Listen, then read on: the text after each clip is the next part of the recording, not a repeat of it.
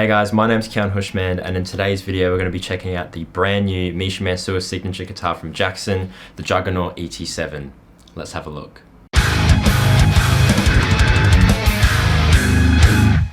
So if you've watched my channel before or you follow me on Instagram, you probably already know that I'm a massive fan of the Juggernaut line of guitars. Derringer's Music in Adelaide was kind enough to let me borrow this for a review, so thank you guys, I really do appreciate it. This guitar is very hard to find across the country at the moment. I think it's on back order until October or something across most music stores, so it's very hard to get. And I was super excited to do a review on this because I have two USA variants of this as well, and I have another Indonesian variant, but none of them have this Evertune bridge, which is the main selling point of this guitar.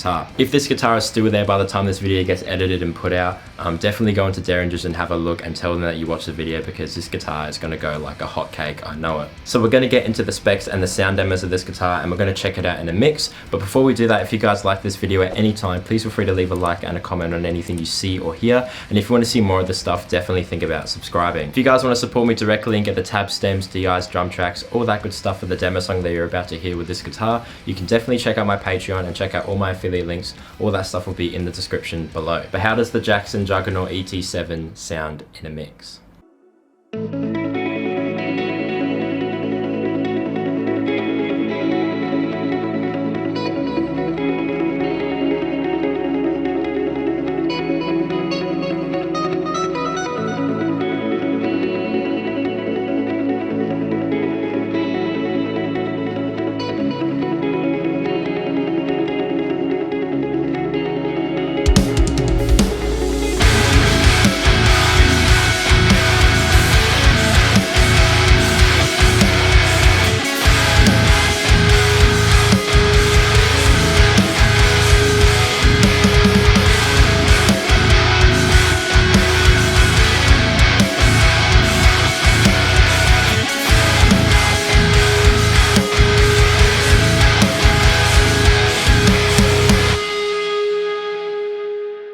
So going through the specs of this guitar, one thing you're going to notice straight away is this Evertune bridge. I'm sure if you're watching my channel, you probably already know what an Evertune bridge is, but if you don't, an Evertune bridge is a bridge that keeps your guitar in tune. I know it sounds crazy, but trust me, it is true. I could ship this guitar to China right now and it would come out the box completely in tune. I'm not sure what exactly is going on in the back, but I know that there's a bunch of springs and modules for each string in the back of the guitar that keeps every string in tune. When I bend strings, you can see the saddles of the bridge are actually moving, and that's to compensate with the pitch that you're changing when you're bending strings. But don't let that fool you, and don't let people tell you otherwise. You can definitely still bend strings with an Evertune bridge.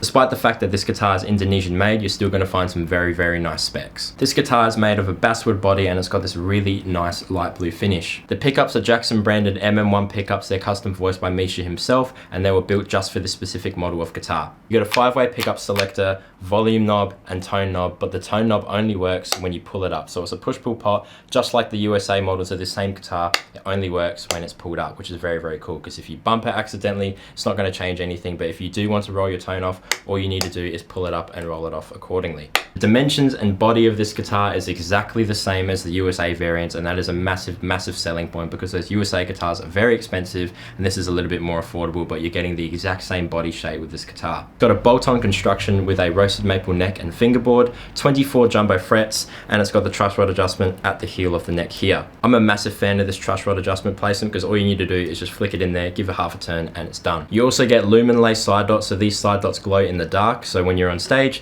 you can see what you're playing and you don't have to look over your fingerboard as much. I've got a fret wrap on it right now, but underneath is a black plastic nut, and you get 7 Jackson branded locking tuners on the back. Locking tuners is a very nice touch. The neck profile is actually very comfortable. It's kind of like my USA's, not too thin, not too thick. It just gives you enough girth so that you can grab it and not feel like your hand is caving in on the neck, which is really nice. 20-inch fretboard radius, that is a stat that you're not going to find on a lot of guitars. The only ones that I know of are the Misha Mansoor signatures and the Mark Holcomb signatures. Those are the only two guitars that I know that have a 20-inch fretboard radius, and this is super handy for having a low action and super tight lead playing. I should probably mention that this is a 7-string guitar if you haven't noticed it already. It's a 7-string and it's got a 26.5-inch scale. 26.5 inches is an inch longer than that standard Fender 25.5 scale, and that's really handy for when you're tuning low. I know it still has the Evertune bridge where it's not going to go out of tune no matter how hard you pick, but it is still nice to have that extra scale length, just so that you can pick notes a little bit harder and the string actually doesn't move as much. One thing that I do need to give Jackson props for on any line of Juggernaut guitars is the fact that when you transition from a 6 to a 7, this guitar makes it seem very, very seamless. And I think that's got something to do with the actual neck being a little bit slimmer than you'd find on most production 7-string models. It's just a little bit more slimmer, the strings aren't as spaced out. That's just how I feel anyway, because I definitely do notice a difference when I pick up other 7-strings. I feel like it's a little bit thicker and it's definitely feeling like it's got an extra string on it. But with these ones, it doesn't feel like that at all. Right now in Australia, this guitar's recommended retail price is around $3,200, which is probably around 2,500 American dollars, I'd say, on the top of my head. This guitar is a little bit pricier than the other Pro Series models purely because it has that Evertune bridge. This is a very expensive unit and it's very hard to get one into a guitar. I know I shouldn't be comparing this to my USA models as that's a completely different quality bracket, but that's my benchmark at the moment. So in terms of routing and fit and finish, this guitar is pretty good. Definitely not as refined and as nice as my USAs, but the routing of the pickups, the routing of the switch, you can see around the knobs and stuff here, the routing of the bolts and stuff, it is a little bit rough, but it doesn't really affect playability, so it doesn't really bother me that much. The pickup routings are relatively smooth, same with the switch. Based on my experience of owning other Juggernaut models, I can safely say that this HD7 or ET7 with the Evertune bridge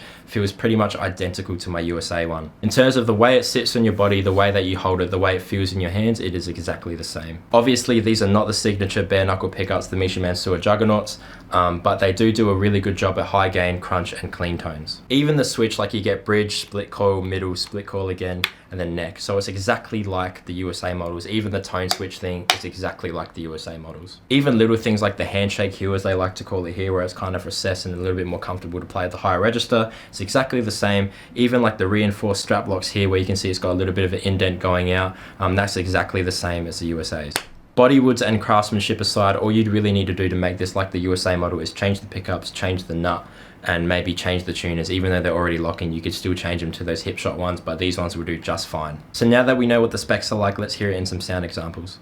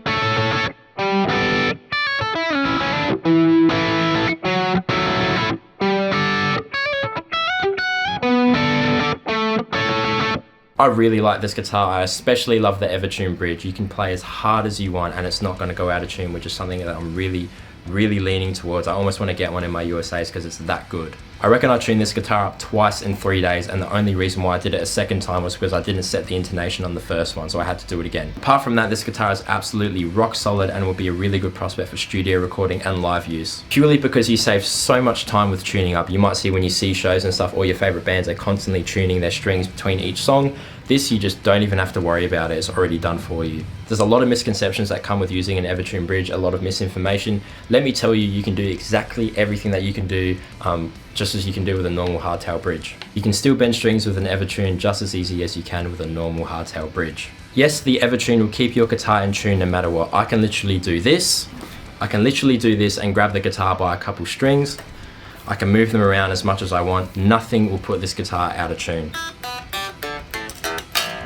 It saves you so much time when you're recording because you don't have to tune in between each take. And one thing that not a lot of people are talking about that I've noticed is that when you actually fret chords, so say you're having a really fast run and you have a super crazy chord up here and you kind of don't grab it right, so you kind of bend some strings as you grab it because you're in that motion of playing. When you got the Evertune bridge, if you have it set a certain way, it will not go out of tune because when you're bending those strings, it does not affect the pitch at all because the bridge is compensating all the time. You can bend it just a little bit, you can bend it a lot, and no matter what, that chord is still going to play exactly like it's in tune, which is kind of like cheating, to be honest. But yeah, if you've ever thought about getting a 7-string with an Evertune bridge in it that comes with the guitar, this is probably one of the best choices you're going to get. The specs are modern, everything about the guitar is modern. Roasted maple neck, Evertune bridge, super comfortable body, super playable neck, 26.5-inch scale. Like, this thing is built for the modern musician. So there you have it, that's the Jackson Juggernaut ET7. What did you guys think?